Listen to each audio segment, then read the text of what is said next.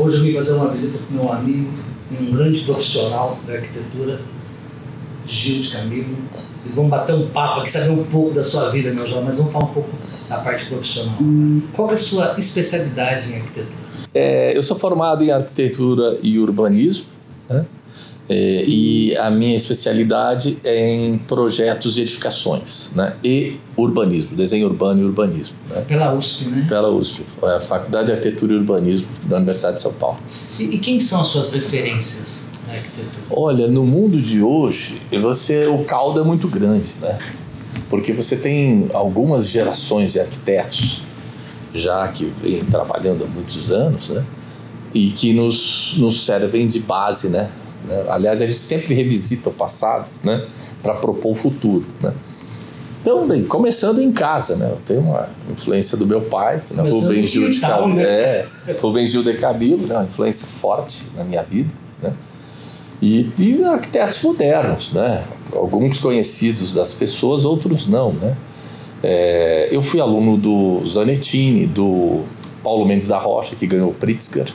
Não cheguei a ser aluno, mas cruzava com ele nas rampas da FAO com o Vila-Nova Artigas, né, que é outro mestre da arquitetura, né? Abrão Sanovics, né? Tantos arquitetos, né? Fantásticos, né? Niemeyer, não dá para deixar de citá-lo, né?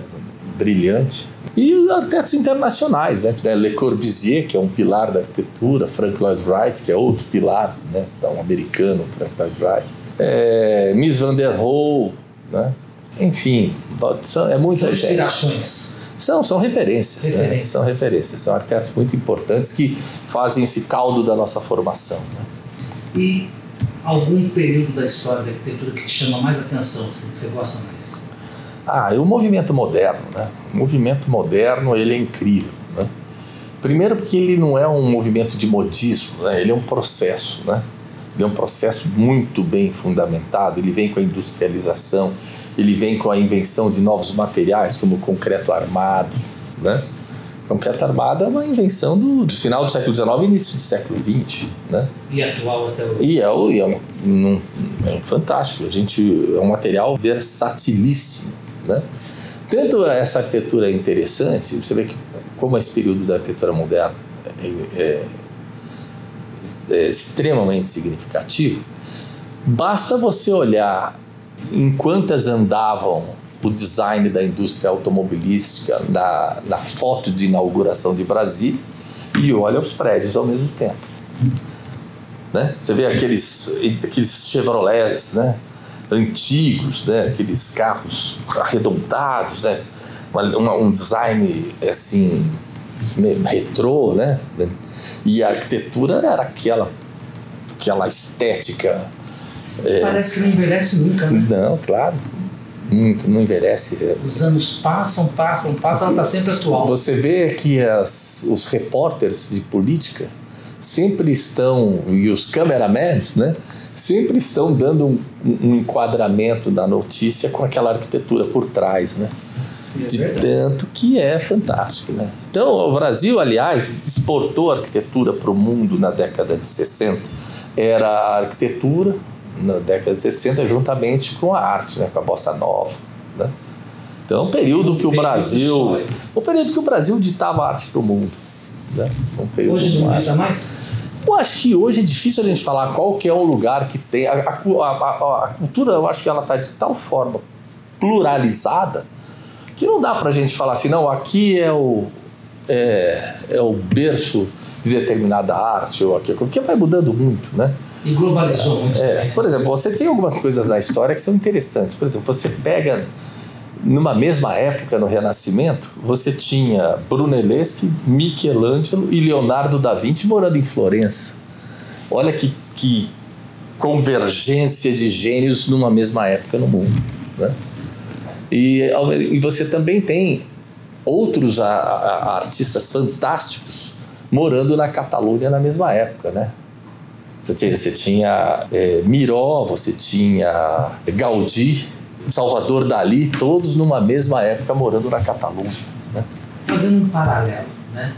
Quem são esses hoje, no mundo atual? Olha, Na arquitetura me agrada muito um arquiteto chamado Santiago Calatrava, é um espanhol.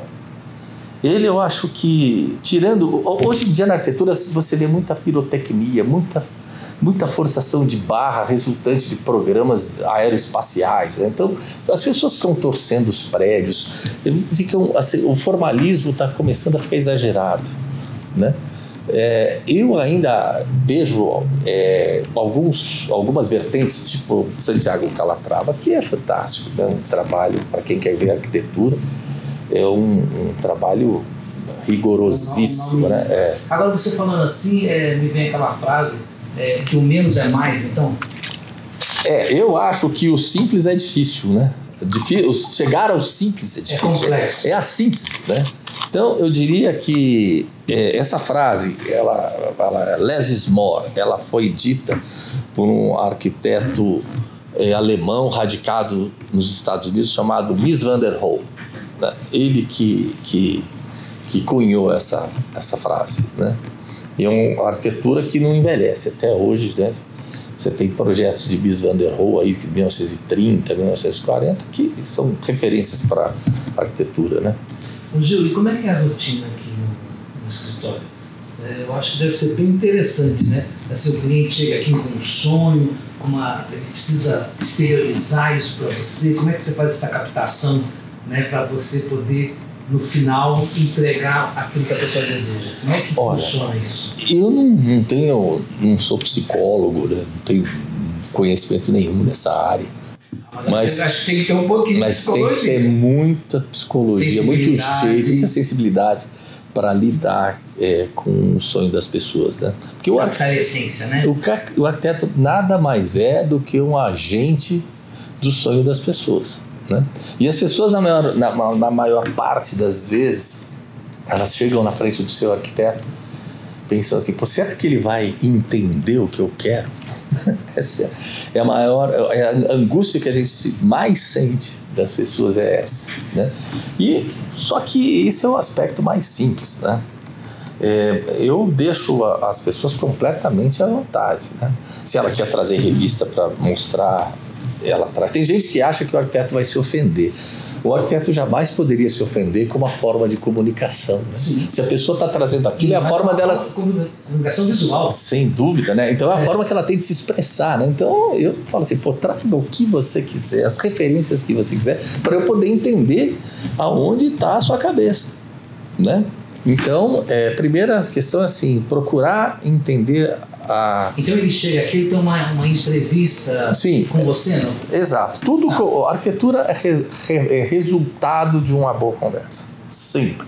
Quanto mais eu conversar, mais perto eu vou chegar. Mais assertivo você vai ser. Então, por exemplo, eu começo investigando a linguagem arquitetônica, o estilo que a pessoa quer, né? Que tipo de espaço as pessoas desejam, como é esse espaço, quantos metros quadrados seria essa estimativa, quantos ambientes, quantos quartos, quantas vagas da garagem, né?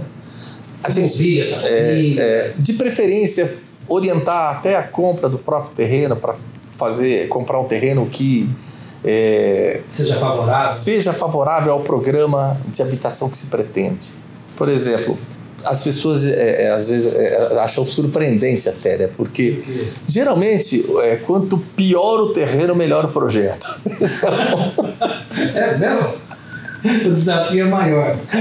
Por exemplo, a gente brinca, né? Isso é uma frase, é uma brincadeira, né? Porque assim, o terreno diferente, o terreno caído, o terreno que tem uma forma totalmente irregular, ele resulta pela própria imposição que ele faz ao programa, você chega em soluções fantásticas, né? Então, muitas vezes o cliente fica assim, pô, esse terreno, eu tô com medo. Eu falei, não, esse terreno é lindo, você pode comprar, que vai sair um projeto fantástico, né? Então, eu fiz uma casa para um publicitário chamado Eduardo Crivelente, e nos terrenos mais difíceis que eu já trabalhei. O terreno era um meio círculo, com a parte mais favorável do terreno voltado para o poente e numa rua sem saída. Quer dizer, então um projeto totalmente inusitado. E ele, como tem uma cabeça muito boa, né, eu falei, olha, eu vou te dar uma proposta que é completamente fora do convencional. Então eu fiz a casa invertida. A casa entra pela área de lazer, porque a área de lazer ficava para o nascente. Então a casa ficou uma casa sensacional. É uma casa uma das minhas casas que mais tem curtidas é essa casa, né? Porque você é obrigado a pensar diferente, né? Com certeza. Então depois da entrevista você começa a fazer um layout, um desenho. Me conta aí. Bem, primeiro eu me cerco ao máximo de informações, né? Certo. Como o cliente quer, então. Depois eu me cerco com o terreno, né? Qual que é a melhor solução que aquele terreno pode resultar, né? Que pode resultar naquele terreno, né? Levando em consideração os aspectos naturais, né? Iluminação, posição solar, ventilação, né? Vistas, né? Visuais, né? A gente olha para o terreno e o próprio terreno vai ordenando a arquitetura, né? Você tem que conversar com ele, né? Ver o entorno e ver qual que é a relação do terreno com o entorno, né? E aí as coisas, você vai sedimentando todas essas informações, né?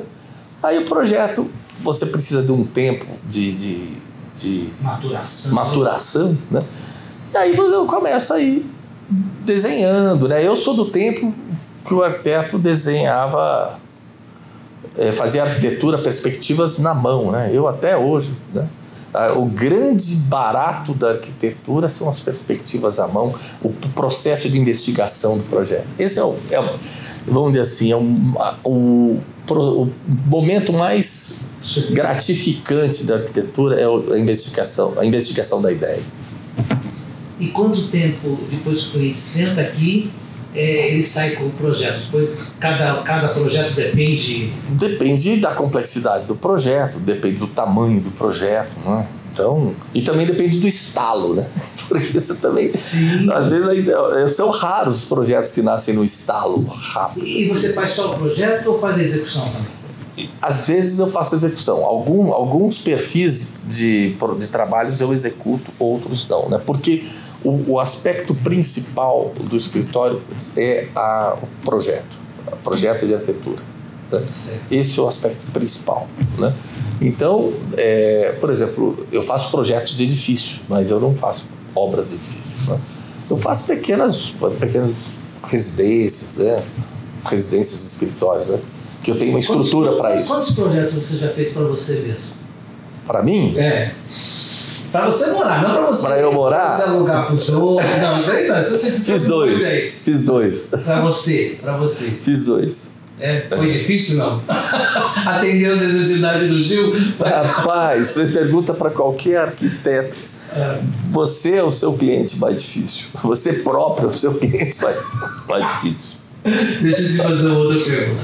Tem várias obras que levam sua assinatura aqui no estado e pelo Brasil. Qual que você destacaria? Eu tenho uma que eu gosto muito, que é de Bonito, né? Maravilhosa aquela obra, mas eu queria que você me falasse quais que você gosta. Olha, de qual filho você gosta mais? Não é uma escolha de Sofia, né? Olha, eu vou te falar assim, eu gosto de todos os meus projetos. Assim, eu não entrego aquilo que eu não gosto. Eu não consigo nem avançar. Enquanto eu não acredito na ideia, eu não vou para frente. Não dá. Então, o projeto ele tem que te conquistar, né? Mas os projetos corporativos, eles têm uma liberdade maior do que os residenciais, né? Porque as residências tem mais personalização. Tem, né? As coisas são mais assim, são mais encomendas assim, de uma forma de se viver, né? E os corporativos não, as pessoas aceitam algumas coisas mais audaciosas, né? Por exemplo, você falou do Sebrae de Bonito, né? O Sebrae de Bonito foi um insight, um estalo desde que nasceu pronto, né? Isso é raro, né? Em 30 anos, eu acho que isso me aconteceu meia dúzia de vezes, né? E é o meu projeto mais conhecido, é o Sebrae de Bonito. Ele foi para uma plataforma mundial chamada ArcDaily, né? É a plataforma mais, vamos dizer assim, respeitada e conhecida no mundo, né? ele foi para o ArcDaily Nacional e o Nacional mandou para a Curadoria Mundial e ele entrou na Curadoria Mundial. Então é um projeto que foi publicado em mandarim, em alemão, em hindu, em inglês. Se colocar no Sebrae, na língua que você colocar, no ambiente da arquitetura. Já serviu de inspiração para outros profissionais. É um projeto conhecido no mundo. Esse eu diria que é o meu projeto que teve o maior alcance, né, na arquitetura através dessa plataforma, né, porque essa plataforma hoje diminuiu as distâncias. Eu sei o que o arquiteto na Austrália está fazendo por causa dessa plataforma, né, chama ArcDaily. Olha que legal. Né? Ô Gil, já que você gosta de todos os filhos, né, vamos ver se a gente coloca. Eu vou escolher umas 4 ou 5 obras, então, vai passando aqui, porque são fantásticas.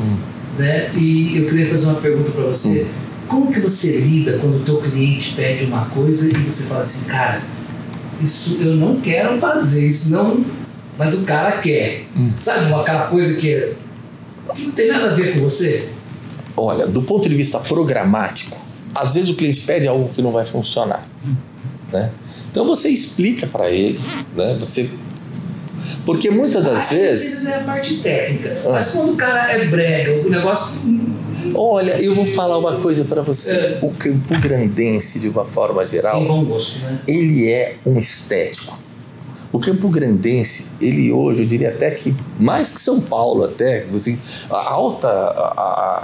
vamos dizer assim, a alta sociedade de Campo Grandense é muito estética. Todo mundo acompanha a arquitetura. Essas plataformas também contribuíram muito, essas plataformas de arquitetura contribuíram muito para apurar o gosto das pessoas, né? Então, hoje em dia, as pessoas estão muito mais antenadas com a arquitetura. Então você não tem sofrido esse tipo de coisa? Não, hoje em dia as pessoas são muito informadas. Muito informadas. O Campo Grandense, ele é sofisticado, né? É também no nível de cliente seu também. Não, mas eu acho que isso é de Campo Grande, sabe? Campo Grande é uma cidade de imagem. É uma cidade de imagem, mas é uma cidade que as pessoas são muito antenadas com a sofisticação. Quer ver um lugar mais ainda que Campo Grande? Dourados. É mesmo? Dourados. Dourados é uma cidade do interior dos Estados Unidos, né? Não dá para você andar por Dourados, aquela parte mais norte de Dourados, chegando Dourados à direita, você tem lojas que não tem em Campo Grande. Padrão assim, de lojas assim, de alto nível, assim, de padrão de consumo. É uma cidade, assim, aquelas ruas largas, bem cuidadas, né? Óbvio que tem a realidade do Brasil, mas assim, você pega alguns nichos de Campo Grande, pega alguns nichos de Dourados, eu acho Dourados uma cidade extremamente sofisticada. Ô Gil, na sua vida profissional e pessoal, qual o maior desafio que você já teve? Que você lembra que você possa compartilhar com a gente aqui? Puxa, essa pergunta é difícil, hein? Eu acho que o dia a dia, a vida é um desafio, né? A vida é um desafio. Eu acho que eu estou sempre buscando uma solução para um novo projeto, né? Mas teve um que você demorou mais para achar a solução? Ou que você falou assim, não, ainda não é o que eu quero, mas isso é tudo, isso é sempre. Eu já cansei de abandonar projeto e fazer de novo. Sério? Sim. E sonhando? Você já fez algum projeto sonhando? Já. Já? Porque você dorme com o problema. O subconsciente, veja bem, você dorme com o arquiteto, ele está sempre devendo ideia. A vida do arquiteto é dever ideia constantemente. Então, você põe as ideias no seu subconsciente, você acaba... Geralmente eu acordo intuído. Geralmente eu trago alguma coisa. Não fico pensando em arquitetura para dormir toda noite. Sim. De forma alguma, até prefiro pensar em outras coisas. Sim. Mas às vezes você está com o seu subconsciente trabalhando isso, e às vezes acontece. Eventualmente acontece. E alguma complexidade nessa sua vida? Alguma? Olha, a arquitetura é um desatar de nós, né? Eu acho que quanto mais complexo o tema, mais desafiador e é bacana. Eu gosto dos temas desafiadores. Hoje deixa eu te fazer uma pergunta. Mas você ser filho de um arquiteto que também era de sucesso, cara, como é que é lidar com isso? Olha, eu entrei resolvido na faculdade. Porque é o seguinte, eu não tenho só um pai arquiteto, mas eu tenho um irmão arquiteto que é muito bom também. Sim. Quando eu estava pensando assim, faço arquitetura ou não faço, meu pai já era um arquiteto conhecido e o meu irmão Rubens ganhou um prêmio no Mackenzie de estudantes de arquitetura, um prêmio nacional. Daí eu falei, pô, o que eu vou fazer, né? Aí eu falei, olha, eu gosto de arquitetura, mas seria uma tortura fazer uma arquitetura querendo me comparar com as pessoas, né? Então eu falei, eu vou fazer arquitetura para mim, não vou fazer arquitetura para me comparar com ninguém, né? E assim, tirou esse peso, então. Eu tirei o saco de cimento nas costas e eu vivo assim até hoje, né? Porque hoje o seu filho está trilhando o caminho da arquitetura. Eu já expliquei isso para ele, né? Porque é o seguinte, criar já não é fácil. Você criar com cobranças assim de foro íntimo, né? Não tem que entrar nessa, né? Você tem que levar a sua vida, até porque a arquitetura cada pessoa tem uma caligrafia, a arte é uma expressão pessoal, sim, individual, né? Cada um tem a sua forma de manifestar. Sim. E o mais bacana é a diversidade da natureza humana. Você pega um concurso de arquitetura, você dá o mesmo tema para 50 arquitetos. Você vai ver um projeto diferente do outro, né? Eu acho que isso que é a riqueza do ser humano, né? E o interessante também é que a sua família está toda ligada a humanas, né? Porque são arquitetos, artistas, músicos, né? Isso aí vem da onde da família, assim? É o lado espanhol da família. É o lado da mãe e do pai do meu pai. É um espanhol e italiano. As duas vertentes, né? A mãe brasileira. A mãe do meu pai, ambos são brasileiros, mas os pais do meu pai, mãe e pai, a mãe era descendente espanhol e meu pai descendente de italiano. Mas tinha também um pouco da minha mãe. E a sua mãe? Não, da minha mãe tinha a veia italiana também, que eles eram pianista, concertista, né? A mãe da minha mãe era pianista, concertista. E se você não fosse arquiteto, você seria o quê? Olha, eu tive muito dividido entre publicidade e arquitetura, mas dividido assim no limite. Eu adoro publicidade. Acho que e você vê que tem muito arquiteto que trabalha com publicidade, né? E eu acho que a concepção, né? Eu acho que a música também é assim, né? São construções parecidas, né? A concepção, a metodologia de cada um, mas o caminho da criação da música, de uma peça publicitária, da arquitetura, são caminhos semelhantes, né? Ô Gil, e vamos tocar num assunto muito legal, que são as obras premiadas. Você tem algumas obras, né? Me fala um pouco sobre isso. Olha, nós temos uma residência no condomínio Dama 1, que ela ganhou um prêmio nacional de arquitetura, é o melhor da arquitetura, né, que chama. E ela foi classificada em primeiro lugar no ano de 2010, e teve uma casa que teve uma repercussão muito boa, né? Temos também a Clínica Parisotto, aqui no Jardim dos Estados, que também ganhou 2 anos depois, ela ganhou esse prêmio na categoria Edifícios Voltados para a Saúde, né? Também do melhor da arquitetura. Esse prêmio ele era capitaneado, né, organizado pela revista Arquitetura e Construção, né? E ele era um prêmio bem concorrido, né? E assim, uma solenidade bacana. O Brasil todo. Arquitetos do Brasil inteiro. Uma outra obra importante que nós temos, que andou bastante também, essa também foi para o exterior, é o Fórum Eleitoral de Campo Grande, ali no Parque dos Poderes. Esse prédio, ele foi selecionado entre as 20 obras do Brasil, executadas num período de 2 anos, que representaram o Brasil na Bienal Ibero-Americana, né? Então, uma obra bastante significativa, né? Tem também a Orla Ferroviária de Campo Grande, que foi finalista do Melhor da Arquitetura, não lembro que ano agora, que é um projeto urbanístico, né? Sim. E também a Concha Acústica do Rádio Clube, né? Também são obras que... Ah, a Concha A concha nada mais é do que uma partitura flutuando, se abrindo, né? Ela tem esse gesto, né? Embaixo estão os camarins, ela flutua, né? Como se fosse uma partitura se abrindo. Para encerrar nosso bate-papo, o que você falaria para aquele jovem como o seu filho, né? O que você falaria para ele, apesar que você já deu umas dicas aqui, né? Que está trilhando esse sonho de ser um arquiteto, um profissional assim, com sucesso. O que você falaria para ele? Segue esse caminho? Olha, eu acho que tudo aquilo que você faz com amor dá resultado, né? Eu acho que a arquitetura, como qualquer outra profissão, a dedicação ela gera frutos, né? Uma frase interessante que eu vi uma vez o único local que o sucesso vem antes do trabalho é no dicionário, né?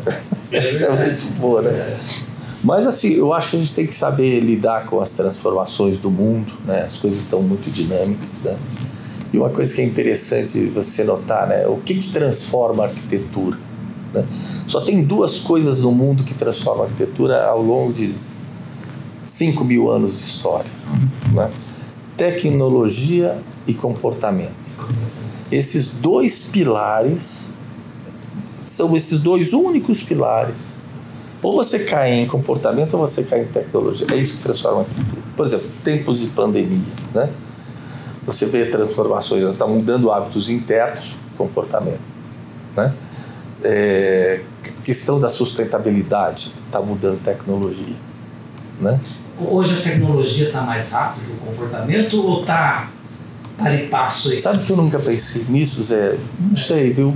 É uma coisa a se pensar, sabe? Eu acho que tem momentos que não está mais... Eu diria talvez que a tecnologia, a transformação é maior que a mudança comportamental. Pelo menos esses últimos 50 anos a tecnologia deu um... porque o comportamento ele vem mudando, mas eu acho que a tecnologia ela está à frente da alteração comportamental. Nesse momento ele... E um altera o outro, né? É verdade, um jogo, retroalimenta o outro. Retroalimenta o outro.